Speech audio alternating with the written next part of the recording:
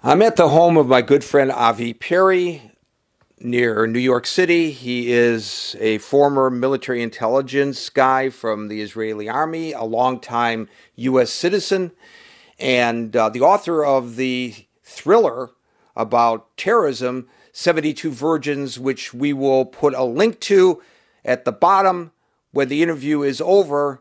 Avi, I was motivated to come and talk to you because of a tweet that you put out about this resolution that was passed by the House of Representatives condemning now not just anti Semitism, but all forms of hatred, including Islamophobia. There's a whole laundry list. Probably somebody's not in the list and they're going to be upset about it. Who knows? Over comments that Representative Ilhan Omar made that some people view as anti Semitic. Now, let me first ask you, is it possible, as her supporters suggest, to criticize the state of Israel and not be anti Semitic? It's possible, but it is seldom done this way because most of the criticism of the state of Israel is done by relying on lies and false propaganda, not on facts. So before you want to come and criticize Israel, you have to have the facts checked. And if you don't do that, if you feel comfortable, if you feel rewarded by criticizing Israel, if it makes you feel good, then obviously you do it because you're anti-Semitic. I think the tipping point for a lot of people who may be on the fence about what I just asked you was her suggestion that some members of Congress, specifically Jewish members of Congress, may suffer from dual loyalties. And you and I are both old enough to remember when JFK was running for president of the United States, and he was accused of having dual loyalties as the first Catholic president to the Vatican as opposed to the United States, which I personally found to be reprehensible.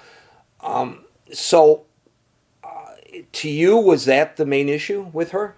It was not the main issue. It was one issue, but it was one very, very serious issue because when you accuse Jewish Americans for having alliance to Israel only because they support Israel, and it's not limited to Jewish Americans who support Israel. Many non-Jewish Americans support Israel because of many, many other reasons. Not because they are Jewish, but because they share the same values as the Americans.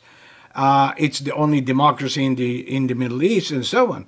So blaming Jews for having an alliance to a foreign country, I can go back and blame those who blame the Jews for having an alliance by blaming them for having an alliance to the Jews' enemies or to Israel's enemies.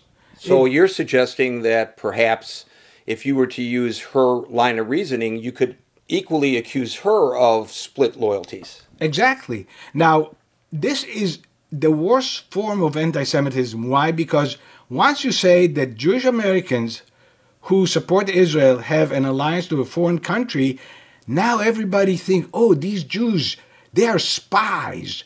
They have dual loyalty. They can backstab you. They are not loyal to America. All sorts of things that come to your sick mind because you hate the Jewish Americans. That's what it is. So I want to talk about anti-Semitism in a broader sense with you just for a moment, Avi Perry, the author of 72 Versions. And that is, of course, Representative Omar is Muslim and she's a progressive. And so one might say, okay, it's Muslim Americans who perhaps are anti-Semitic. I'm not suggesting this. And that progressives may show anti-Semitism. And I'm not necessarily suggesting this, but there are those on the right who say that as well. But we know, and if you go into some of the forums on the internet, some of the extreme alt-right forums, there is a degree of anti-Semitism running through there as well. So are Jews under attack from both the left and the right? Well, here it is. When extremists on the left and extremists on the right, they are looking for an enemy. because that is one of the things that unify them, and hate is a very, very strong motivation or motive. Jews are an easy victim. They are looking for somebody who they blame for their miseries, for their failures, for their losses. So Jews, yeah, they have stereotyped Jews all throughout history for being in control of the banks, being of control of the money, The media. the money, which is totally false. Look at who controls the real banks. Most of the banks in the U.S. Are these Jews?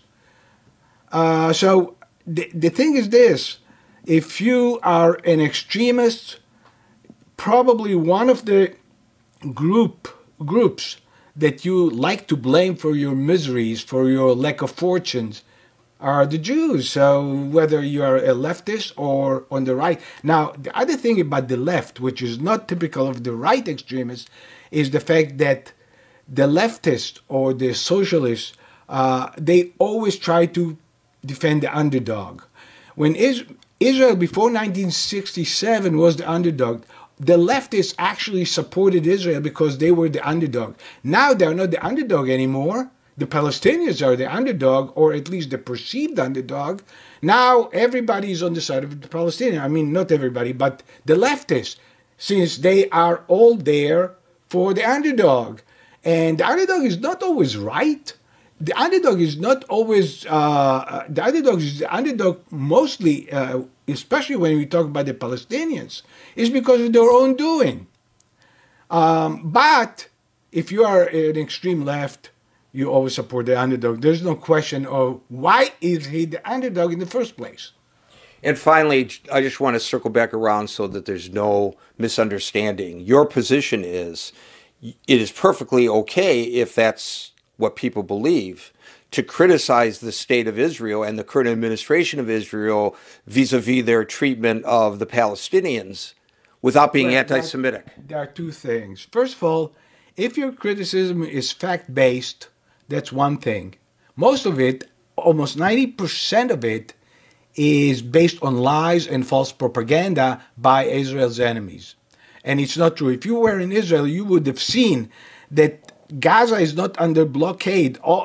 Sick people come to Israel, to Israeli hospitals, and get treated in Israeli hospitals. People can come and visit relatives from Gaza.